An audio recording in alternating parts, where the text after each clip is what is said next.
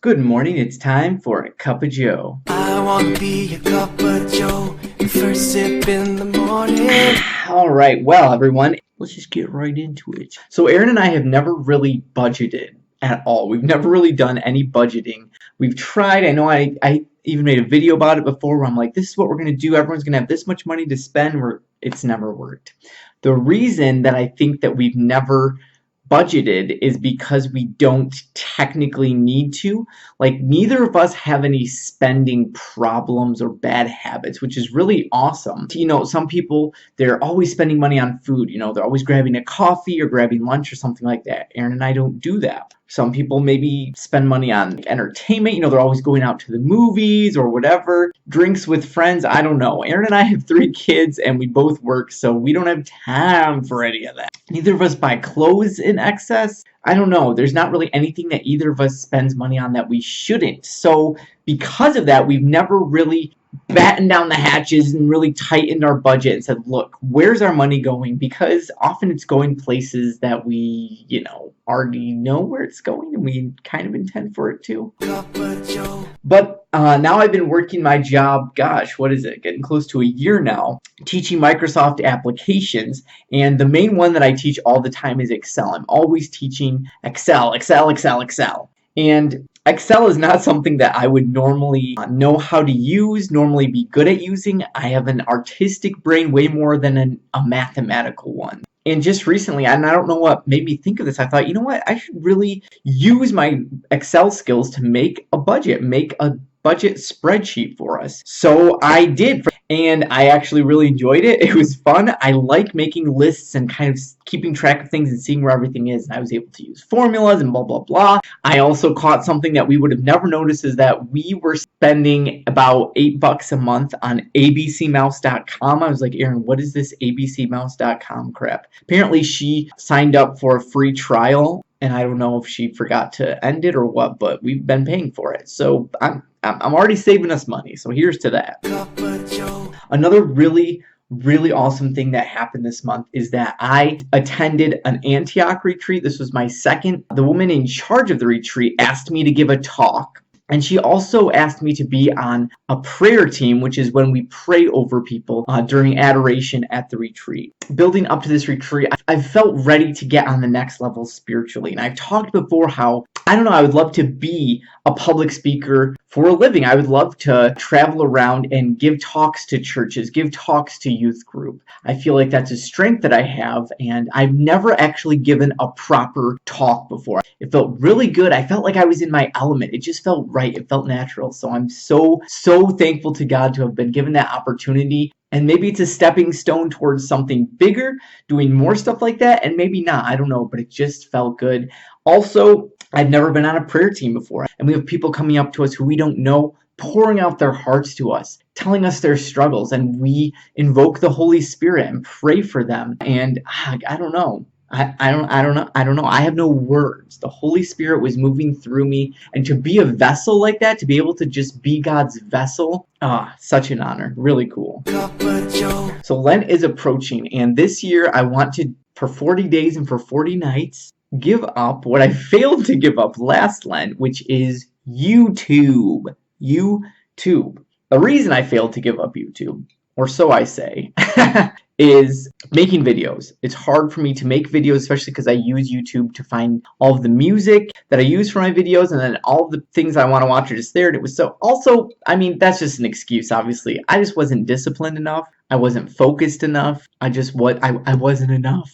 So this is going to be the year, and I really want to just completely unplug, completely pull myself out of the digital realm for 40 days. How hard could that be, right? And also making videos. I wanted to be able to unplug from making videos. Stop putting so much in here, stop making so much come out of here, and really focus on praying, talking to God, asking Him what He wants to do in my life. I'm going to pre-record videos for all of Lent, so I haven't done that yet, but I don't know, I'm just really looking forward to a time of quiet reflection and peace. so I won't be watching YouTube videos. I'll be trying to stay off the internet as much as possible. I wish I could just go off the computer, but I need it for my work, so I guess it is what it is. Alright, let's get into some comments here. Not Another Bailey says, I'm trying out minimalism and it's going pretty well so far, but trying to sort through the miscellaneous items is a nightmare and I'm kind of stuck. Do you have any other tips for sorting through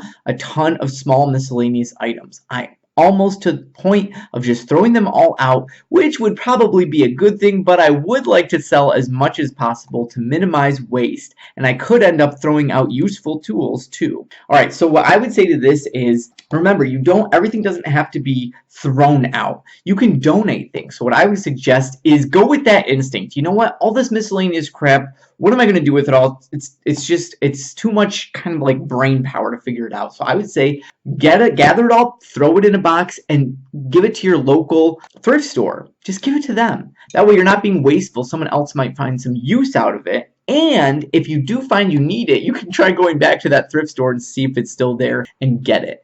So I would say, I don't know, personally, and I know I made a video recently kind of about, minimalism regrets and things, and I would say don't worry about just in case. Justin is just there to manipulate your mind. You can always repurchase it, and maybe you're super strapped for money. I don't know your situation, but in general, especially if it's just miscellaneous things, maybe it's like a pen or a little whatever, I would say, and this is just my experience, I found that it's so much easier for me to get rid of it all at once, and then when I find, you know what, one or two things maybe I shouldn't have got rid of, maybe I do need those, then go repurchase those. That to me is worth the small amount of money that I'm going to spend to do that. It's worth it way more than it would be to rack my brain over what to keep, what not to keep, how to figure that out. So that, I don't know, that's just what I do. Also, Bailey said here, I love your videos and the enthusiasm that goes with them, so I've decided to make you a few gifts of you. And I feel like that's when you've made it on the internet, when someone gifts you. Sarah Sutton says, I would love to know your top 50 videos. Feel like sharing? Pretty please. Well, Sarah, I'm not sure which types of videos. Are you talking about the top 50 videos on my channel? Because if that's what you want to see, all you have to do is go to my channel, and I've got my greatest hits right there. So my #1 video is still, and probably always will be, my KonMari video. And actually, fun fact, you can go to anyone's YouTube channel, even if they don't make a greatest hits playlist or like most watched or whatever, you can just click on the videos tab and then just rearrange the order so that instead of seeing them in order of when they were published, you can see them in the order of how many views they've gotten. Just throwing that out there. However, if you're talking about my top 50 videos that I've watched of other people, I have no idea. I don't really keep a coherent favorites list or anything like that. However, I'd like to be able to use these Cup of Joe videos to be able to share some videos that I've enjoyed from other people. So one video, probably my favorite video that I've watched this month, is How to Raise Kids Without Toys by Darcy Isabella. And as a minimalist parent father myself, I'm always trying to figure out, what's the best kind of amount of toys, and Darcy gives us a clean, simple answer: just don't have them, right? Darcy has a lot of kids. Mama of 10 is what she is. Did that almost rhyme? Almost. Erica Harding says, have you heard about the Daniel fast? I'm curious as to your thoughts on the subject. Erica, I had not, but I looked it up after I saw this comment, and it turns out the Daniel fast is basically a fast based on a couple different verses in the book of Daniel, and it's kind of the only time in the Bible we see someone specifically saying, what they're fasting from or what they're eating during a time of fasting. And it looks like people like to use this just as kind of a biblical fast, and I think it's far more important that we do fast rather than which fast we choose. So if people are attracted to the Daniel fast, go for it. Great. If you want to have a biblical fast, me personally, I don't use it because I don't know, it seemed a little bit too complicated for me. Too many lists of things that you can and can't eat. So that's not how I fast, but I say, hey, if that's how you want to do it, more power to you.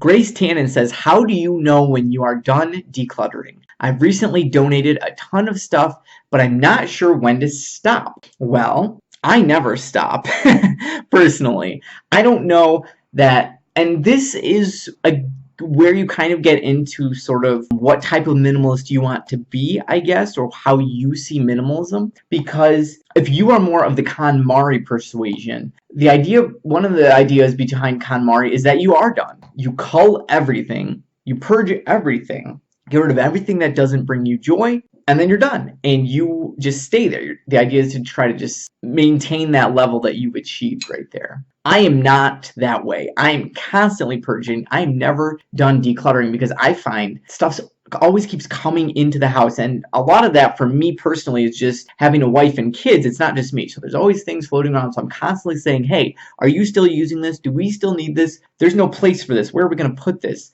All of those questions. So for me personally, I would say I'm never done decluttering. I'm constantly questioning everything. Also, as I've grown deeper in my journey to minimalism and simplicity, I've found more and more things that I can live without that when I first started I would have not even considered. Books is a big one. I would have never thought I would be down to the amount of books that I have. Never, never, never. So in the beginning, maybe I was decluttering at that point with my books. But then, months later, I'm ready to be ready again. So I don't know that it's something you're ever done with. And I don't know. Let me know, anyone, in the comments if you find maybe that you are just done and you just want to maintain. I don't know. I feel like until I'm living out of a backpack, I'll never truly feel like I'm done decluttering. But it's different for everyone. So this was a completely useless and unhelpful answer.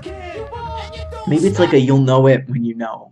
You know, like when do you know you're in love? Oh, you'll just know. When do you know you're decluttering? You'll know, my child. You'll just know. Sarah Chan asks, do you use any social media application? Great question, Sarah. I used to do largely Facebook. I dabbled in Twitter, and I even had a Snapchat for like a really brief moment in time. Also an Instagram once, I think I had. I never posted on it though. Anyway, I stopped going on all of them, and it's been great. Getting rid of Facebook has probably been the single best minimalist decision of 2016 is getting rid of Facebook. My life is so much better without it. I think I'm going to start sharing videos on my Cup of Joe videos now so that you guys can see the videos that I like and I don't have to worry about getting a Facebook to do so. So my last video was about purger's remorse, I called it. When you've gotten rid of a lot of things because you're trying to be a minimalist and you think, oh, I wish I could get that back. It will never return. So you guys had some really good comments on this. The 22726 says, letters my granddad sent me are the only thing I feel I miss. Really, it's more that I miss my granddad since his death and want more of him. Being a minimalist has helped me recognize things are not people. Oh, such a good insight. Such a good insight. It's not that you're missing the letters per se. It's that you're missing the person. Linda says, yes, I too have regretted getting rid of some things, but by now I can't remember what they were. Perfect. That's right to the point. Like, yeah, you're going to regret things that you got rid of. Well, at least if you're like me, well, some people don't. But there might be things, like, oh, I wish I could really use this right now. Oh, man. Like the other day, we're rearranging the house, and I realized, oh, I could use a stool that I got rid of. It would have been really good to put a lamp on so the kids could reach it. I'm like, dang it. But we don't have it. And so I figured out another option, and it's fine, right? So you'll figure it out. And these next comments really will help you put that into perspective. Margaret Dunn says, when I have a pang of regret, I think about a few folks I know who lost everything they own without the luxury of sorting and deciding.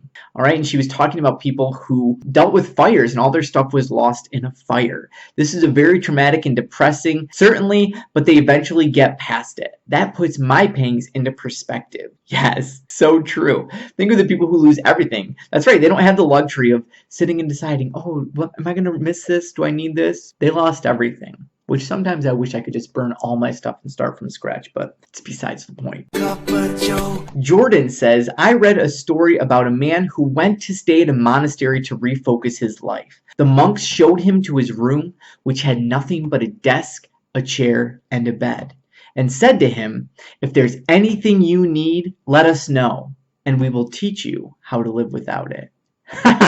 Awesome. Boom. Love it, Jordan. Oh, so good, right? We'll teach you how to live without it. You don't need any of that stuff. You don't need it. You might like it. You might want it. You might be able to use it, but you do not need it. Perfect. Thank you, Jordan. Kim Kelly says, 6 years ago, the city where I lived was hit by a big earthquake and 185 people died. Hundreds of homes and buildings were destroyed. After the quake, some people lived for weeks without power or water. I learned what I could live without. I remember after the quake, the only thing I thought about was people and how to find them. Even if you regret getting rid of something, ask yourself, do you really care about it? Wow. Kim, that's such a powerful testimony. People can lose everything. Your house can burn down, you have nothing. You can get hit by an earthquake. And what do you suddenly worry about? What do you suddenly care about? People.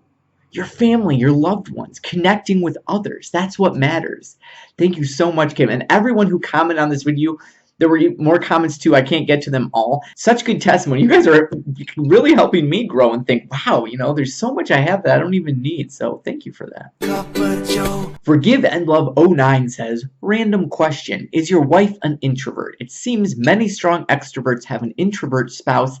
I think it's designed that way for our training. What say you, Joe? Well, yes, oh yes, Erin is very much an introvert, and I think that is definitely designed for a reason. We temper each other. Our strengths and our weaknesses definitely complement each other. She helps rein me in, and I help her expand out. Sarah Sutton says, in Call the Midwife, one nun said to another, there is a vanity in excess penance. This has played on my mind. How are we to find the right balance before crossing into vanity? I know we are all different, but the principle of minimalism, I think, is not to go without, but only have what you use. Is it different when it has more religious roots? What do you think? And how much or little is too much or little? Oh, Sarah, this is such a good question. There is a vanity in excess penance. Sarah, I think that there definitely can be a vanity in excess penance, but I don't think it's automatic. All right, so if we look back at the scriptures, and yes, I think you asked, is it different when it has more religious roots? I definitely think it is. I think being a Christian minimalist, having Christian minimalism is different than being maybe just a regular Joe minimalist. So I would say there can be vanity in anything good, but there's not automatically. So this could apply to eating a healthy diet or being vegan, something like that. You can have vanity for that. You can think I'm better than everyone, and that can come across, and people can think, geez, you just think you're better than me, and that can be a turnoff. And that turns people off from that way of life. It doesn't mean all vegans are vain. There can be a vanity maybe in how you raise your kids. Maybe if your kids are very respectful, or you're able to, accomplish certain things as a parent that others aren't. There can be vanity in that. You can think, oh, I'm a better parent if you only knew what I knew, if you would just do it my way. And again, that can come across as vain. That can be vain. But that doesn't mean raising your kids well is a bad thing, right? Doesn't mean there's vanity in that. So I think when we're doing something good, the devil wants us to turn it into pride. The devil wants to twist that so we think we're better than everyone. And the same thing applies to simple living and to minimalism. There can be vanity in excess. You can be the minimalist who's going around saying, oh, please, you still have that. You still have a TV. You still have books. You still wear clothes? Please. I am such a more enlightened, heightened minimalist than you. And that's so vain. Look at the scriptures. Look at the Pharisees, right? They were so vain in the way that they prayed, the way that they fasted. But that doesn't mean fasting and prayer have to be vain. It just means they were doing it in a vain way. They let the devil tell them you're better than everyone because you're doing this. Their motives were vain, really. They were doing it for the wrong reasons. So I disagree with this statement that there is a vanity in excess penance. And I point to Jesus, to John the Baptist, to St. Francis, my patron saint. They had nothing. They literally pretty much had nothing but the clothes on their backs and the food that they ate. And I don't consider them to be vain. They were like the complete picture of humility. They gave up everything in perfect humility. You can give up everything. You can have extreme penance and it not be vain. And you also said the idea of minimalism is not to go without, but to only have things that you use. And this is another great distinction because this is where I find myself differing from many minimalists. And I'm not saying that they're not minimalists. There's different types of minimalists. And for me, as a Christian minimalist, it is about going without. It wasn't at first. In the beginning, it takes so much just to get down to what you use, right? So there's just so much going on. But once you get down to what you use, if you're more of a KonMari minimalist, you say, okay, I'm leveling out. I want to find that sweet spot where everything I have is either beautiful or useful. And other than that, I'm just going to maintain this level. But for me as a Christian minimalist, it was great to get to that sweet spot. But then, as I've grown spiritually, I've been open to letting God help me to let go of more things. Now the sun's like, I'm gonna move here. So I would suggest, if you're wondering, and we had a comment earlier, how do I know when I'm done decluttering, right? How much is too much or how much is too little? We want to keep asking God that. And I think it starts with that sort of KonMaring. It starts with that getting rid of the excess. But it's all excess.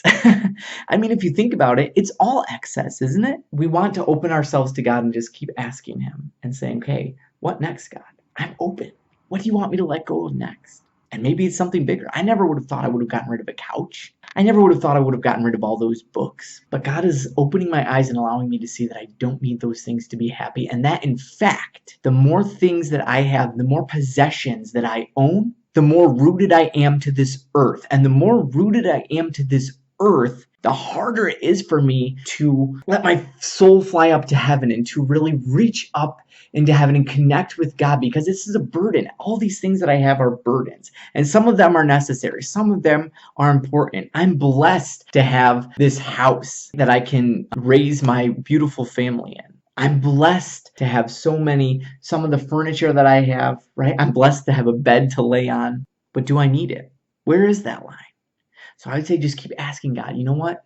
I don't want to be chained to this earth. I don't want to be rooted here. I want to be rooted in you, Lord. That's where I want my roots to be. But I've only got so many roots and I don't want to put them all in stuff here. So what are some areas that I need to transfer a root from something that I possess, get rid of it so that root can go up to you? I don't know if any of this is making any sense at all. That's where we're going to end the video. I think we had a great talk today. Thank you guys so much for your awesome comments. If you have anything else you want to say, go ahead and let me know down below. Thank you to my wonderful, wonderful, amazing patrons. I couldn't do this without you. You rock. You rock. Thanks for watching. Have a blessed day. You're so vain. You probably think this song is about you. You're so vain. You're so vain. I bet you think this song is about you. Don't you? Don't you? Love you. Bye. Ow, ow, ow, ow. Ow. Yep, it's a bruise. There's a bruise. That's what you get for being barefoot all the time. What was I saying? I just don't find it. I don't. Just ignore that. Just wanted to share and once yeah. Why am I even still talking? We have to say something. Well, what do you want to say? You want to say hello? No, Poopa Dad. You just love saying that. Poopa Dad. Hey, is that all you people say? Okay, bye. Cordelia is here, the best person ever. Are you going to pee or poo? No, definitely not mapping. Damien loves it. Okay, good. Okay, get the cards. Mustache. What's your mustache? Oh, you're like a mustache. How can we eat Jesus? How can we eat off his clothes? And then how can we eat his skin and heart and stuff? And then how can Jesus be so little? That's very